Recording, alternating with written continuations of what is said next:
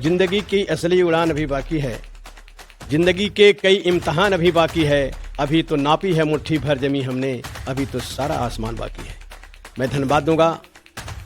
तो क्या अब ओम प्रकाश राजभर का जो फोबिया चलता था पूर्वांचल की राजनीति में राजभरों को लेकर, अब वो खत्म माना जाए? अब उनका जो फोबिया चलता है, गोरखपुर के एक निषादों के सबसे बड़े नेता संजय निषाद हैं। उन्होंने इस जीत पर टिप्पणी करते हुए कहा कि जहां जहां हम लोगों की ईवीएम खुली वहां हम लोग आगे थे, लेकिन जहां पाकिस्तान की ईवीएम खुली है वहां हम लोग पीछे रह गए। तो क्या घोसी की जनता उन्हें पाकिस्तान नजर आती है? ये पढ़े लिखे नहीं। प्रश्न अगला मेरा और है, इस समय बड़ा इंडिया बनाम भारत का विवाद चल रहा है। प्रधानमंत्री को इंडिया नाम से कौन सा जो है कि दिक्कत पैदा हो गई? इंडिया बनाम भारत का जो विवाद चल रहा है, जो मेरे समझ में, हमारी ओपिनियन में, ये मूर्खों के दिमाग की उपज है। नमस्कार दोस्तों, मैं हूं डीके यादव और आप देख रहे हैं जिम्मेदार कौन न्यूज। आज मेरे साथ बातचीत करने के लिए पूर्वांचल के दिग्गज समाजवादी नेता और किराकत के विधायक तूफानी सरोज साहब मौजूद हैं। कल घोसी चुनाव का परिणाम आया और परिणाम पक्ष में रहा समाजवादी पार्टी के। चेहरे पर मंद मंद मुस्काने मैं देख रहा हूं। मैंने सोचा जो है कि कुछ प्रतिक्रिया ले लें, क्योंकि घोसी चुनाव में एक तरफ जहां पर समाजवादी पार्टी ने अपने स्तर से जो है कि पूरी ताकत झोंकी थी, वहीं दूसरी तरफ जो है कि 2 दर्जन मंत्री, सरकारी और तकरीबन 5 दर्जन विधायक और सरकारी मिशनरी जो है कि लगी हुई थी। बावजूद जो है कि परिणाम जो है कि भारतीय जनता पार्टी के खिलाफ रहा। इन सारे प्रकरण पे आज हम बातचीत करेंगे। सर, सबसे पहले तो जीत की बहुत बहुत बधाई। और क्या कुछ कहना चाहेंगे और घोसी के जनता के लिए और इस चुनाव के परिणाम को लेकर के आप जो है कि अपनी प्रतिक्रिया आज हमसे साझा करें। बहुत बहुत धन्यवाद आपकी न्यूज़ को कि आपने अपना अमूल्य समय दिया विचार जानने के लिए। जिंदगी की असली उड़ान अभी बाकी है। जिंदगी के कई इम्तहान अभी बाकी है। अभी तो नापी है मुट्ठी भर जमी हमने, अभी तो सारा आसमान बाकी है। मैं धन्यवाद दूंगा घोसी की सारी जनता को, और मैं धन्यवाद दूंगा, बधाई दूंगा समाजवादी पार्टी के राष्ट्रीय अध्यक्ष माननीय अखिलेश यादव जी को। मैं धन्यवाद दूंगा शिवपाल जी को, तथा मैं धन्यवाद दूंगा सभी स्टार प्रचारकों को, सभी विधायकों को, जो भी लोग चुनाव में लगे रहे। मऊ जनपद के सभी कार्यकर्ताओं को मैं घोसी जीत की हार्दिक बधाई देता हूँ, धन्यवाद देता हूँ। सर, इस चुनाव को आप किस रूप में देखते हैं? क्या ये चुनाव, जैसा कि शुरुआत में आपने जो है कि एक पंक्तियों से जो है कि इस जनता को जो है कि धन्यवाद भी ज्ञापित किया और अपनी सोच को भी निर्दिष्ट किया है, तो क्या ये आगामी 2024 लोकसभा चुनाव के मद्देनजर इस चुनाव को परिणाम को आप अहम मानते हैं? ये चुनाव इंडिया गठबंधन की जीत की तरफ संकेत करता है। सारी लोगों की निगाहें घोसी चुनाव पे लगी हुई थी, सारी पूरे देश की निगाहें लगी थी कि उत्तर प्रदेश में घोसी का चुनाव का परिणाम क्या होता है। लेकिन इस चुनाव में जनता ने, जो हमारे राष्ट्रीय अध्यक्ष पीडीए का एक स्लोगन दिया है, उस स्लोगन के तहत हर जाति के नौजवानों में एक उत्साह था कि अब बैकवर्ड दलित का मान सम्मान स्वाभिमान अखिलेश जी के नेतृत्व में ही निहित है। सारे लोगों ने तमाम बाधाएं तोड़कर सुधाकर सिंह को जिताने में एक कतार में लंबेबद्ध थे। पूरे चुनाव में हम लोग लगे रहे, लास्ट तक, प्रचार के दिन तक। राजभर समाज को लेकर के सबकी अटकलें थी कि राजभर किधर जाता है। मैं राजभर समाज को धन्यवाद दूंगा कि राजभर समाज पूरा संविधान बचाओ लोकतंत्र बचाओ की कतार में मजबूती से खड़ा नजर आया। तो क्या अब ओम प्रकाश राजभर का जो फोबिया चलता था पूर्वांचल की राजनीति में राजभरों को लेकर, अब वो खत्म माना जाए? अब उनका जो फोबिया चलता है, उनके लोग भी अब पढ़े लिखे हो गए हैं, समझदार हो गए हैं। वो भी समझते हैं कि हमारा हक मान सम्मान कहाँ है।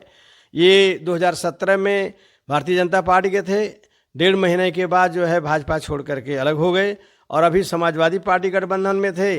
अब यहाँ पे जब लोगों को 5 साल तक सुविधा लेने का वक्त आया जो है, तब ये सपा छोड़ करके अपना फिर भाजपा में चले गए। तो ये आवागमन जो आयाराम गयाराम की राजनीति है, जनता समझ रही है कि ये लोग अपने स्वार्थवश यहाँ से वहाँ आते जाते हैं। जैसे वहाँ के प्रत्याशी जो है दारा सिंह चौहान समाजवादी पार्टी से विधायक थे, उन्होंने इस्तीफा विधायकी दिया और फिर विधायकी चुनाव लड़ने चले आए। क्या जरूरत थी? जब आप तो विधायक थे ही, तब फिर विधायकी लड़ने की क्या जरूरत थी? तो जनता ने ऐसे लोगों पे लगाम लगाने का काम किया है। जनता है, नेता कोई लगाम नहीं लगा सकता, लेकिन जनता सबके ऊपर लगाम लगा सकती है। बाबा साहब अम्बेडकर ने जो संविधान में वोट का अधिकार दिया है, उस वोट के अधिकार से सबके दिमाग को ठीक किया जा सकता है, और जनता ने ठीक करके दिखाया। लेकिन आप जनता की जीत बचा रहे हैं। लेकिन वही जो है कि गोरखपुर के एक निषादों के सबसे बड़े नेता संजय निषाद हैं, उन्होंने जो इस जीत पर टिप्पणी करते हुए कहा कि जहाँ जहाँ हम लोगों की ईवीएम खुली वहाँ हम लोग आगे थे, लेकिन जहाँ पाकिस्तान की ईवीएम खुली है वहाँ हम लोग पीछे रह गए। तो क्या घोसी की जनता उन्हें पाकिस्तान नजर आती है? ये पढ़े लिखे नहीं हैं, ये लिखे पढ़े हैं। और लिखे पढ़े लोग ऐसे ही भाषा बोलते हैं, उनको पता नहीं है कि हमको कब क्या बोलना है। अब आगे कभी वक्त आएगा तब घोसी की जनता इनको क्षेत्र में घुसने नहीं देगी कि क्या घोसी की जनता जो है पाकिस्तान है, इसका वक्त पर जनता जवाब देगी। वैसे इनके खिलाफ जो है मुकदमा दर्ज होना चाहिए घोसी जनता की अपमान के लिए। एक प्रश्न अगला मेरा और है, इस समय बड़ा इंडिया बनाम भारत का विवाद चल रहा है। प्रधानमंत्री को इंडिया नाम से कौन सा जो है कि दिक्कत पैदा हो गई? इंडिया बनाम भारत का जो विवाद चल रहा है, जो मेरे समझ में, हमारी ओपिनियन में, ये मूर्खों के दिमाग की उपज है। आज नहीं, इसके पूर्व में जो है मेक इन इंडिया का नारा लगाया गया, स्टार्टअप इंडिया का नारा लगा, तब इंडिया से तो कोई दिक्कत नहीं थी। अब आज जब गठबंधन अलायंस जो बना है उसका स्वरूप जब इंडिया है, एनडीए बना इंडिया हो गया, तो इंडिया से इनको जो है तकलीफ होने लगी। तो ये भ्रम की राजनीति जो फैलाते हैं, भारत इंडिया भारत, ये भ्रम की राजनीति को अब सब समझ गए हैं। बैकवर्ड, दलित, अल्पसंख्यक सारे लोग इनकी बातों को समझ गया कि भारतीय जनता पार्टी सिर्फ भ्रम की राजनीति करती है, कभी हिंदू के नाम पे, कभी मुसलमान के नाम पे, आपस में कभी पाकिस्तान के नाम पे, ये भ्रम करके लोगों के वोट लेने काम करती है। जब लोग वोट दे देते हैं तो ये बैकवर्ड दलित के हितों को कुठाराघात पहुंचाती है, उनके हितों की हत्या करती है। आप यूनिवर्सिटी के नियुक्ति में देख लीजिए, असिस्टेंट प्रोफेसर की नियुक्ति में क्या हुआ, 69,000 की भर्ती में क्या हुआ, और अभी कई सौ जो है डायरेक्ट नियुक्तियां आईएएस रैंक की हुई, उसमें क्या हुआ जो है। तो ये सब बातों को लेकर के आज पीडीए जो है, जो हमारे नारा दिया राष्ट्रीय अध्यक्ष जी ने, पीडीए का नौजवान जो है अग्रेसिव है, इस सब का जो है एक आक्रोशित है कि ये क्या हो रहा है।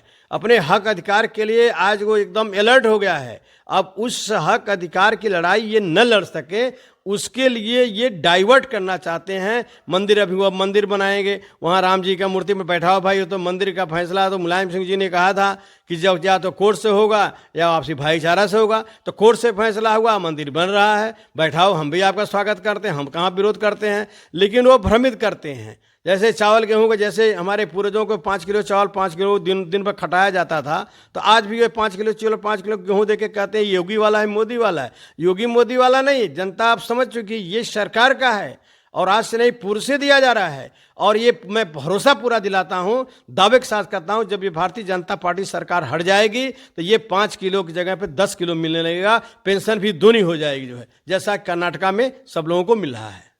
जी जी, बातचीत करने के लिए बहुत बहुत धन्यवाद सर। तो आप देख सकते हैं, ये थे जो है कि पूर्वांचल के दिग्गज समाजवादी नेता तूफानी सरोज साहब, जिन्होंने